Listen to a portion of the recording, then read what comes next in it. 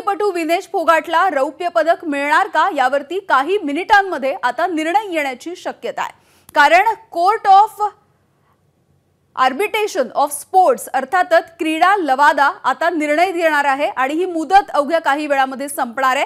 Paris ऑलिम्पिकमध्ये रौप्य पदक जिंकल्यानंतर दुसऱ्या दिवशी विनेशचं वजन हे नियमापेक्षा 100 ग्रॅम जास्त आढळलेलं आहे आणि यामुळे तिला बाद ठरवण्यात आलं होतं आणि तिचं पदक सुद्धा रद्द झालं। तिचे वकील विदुषपत सिंघानिया यांनी खरी प्रतिक्रिया सांगत सीएएस कडून निर्णय फिरवला जाण्याची शक्यता फारच कमी असते, तरी सुद्धा जितका जास्त वेळ ते घेतात तितकाच निर्णय आपल्या बाजूने लागण्याची शक्यता अधिक असते असंही म्हटलेलं आहे।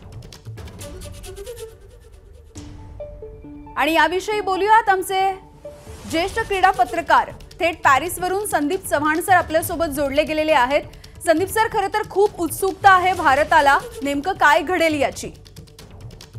विनेशची ही जी केस आहे, मी परवा ऑलिम्पिकच्या कुस्तीच्या स्टेडियममध्ये जागतिक कुस्ती महासंघाचे जे प्रमुख आहेत त्यांच्याशी या संदर्भात बोललो होतो, तेव्हा त्याने एका वाक्यात हा विषय संपवला होता। ते म्हणाले होते रूल इज रूल। आमच्या इथे 50 किलो वजनी गटामध्ये 50 किलोपेक्षा कमी वजन असेल तरच तो खेळाडू त्याला पात्र ठरतो आणि नियमानुसार तिचं वजन 100 ग्रॅम जास्त असल्यामुळे आमच्यासाठी हा प्रश्न इथेच संपलेला आहे।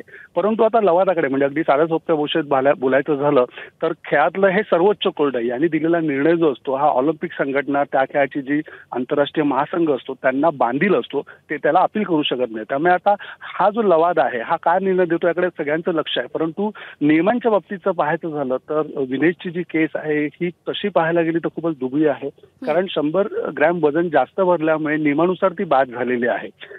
भावना विनेशच्या बाजूनी आहे की तिला किमान संयुक्तपणे सिल्वर मेडल देण्यात यावं, कारण ऑलिम्पिकचा नियम असा सांगतो की जर एखादा खेळाडू वजनी गटामुळे जर बाद झाला तर त्याची कामगिरी जी आहे ती काढून टाकली जाते आणि त्या स्पर्धेतल्या शेवटच्या खेळाडूचा जो क्रमांक असतो त्याच्यावर त्याची नोंद केली जाते। आपली एक मागणी अशी आहे या लवादापुढे की जर तुम्हाला रौप्य पदक देता आलं नाही तर किमान तिची जी कामगिरी आहे सेमीफायनल पर्यंतची, कारण सेमीफायनलला तिने जो विजय मिळवला होता तेव्हा तिचं वजन 50 किलोच्या आत होतं, तर किमान ती कामगिरी तरी गृहीत धरावी जेणेकरून ती भारताची पहिली महिला खेळाडू ठरू शकते।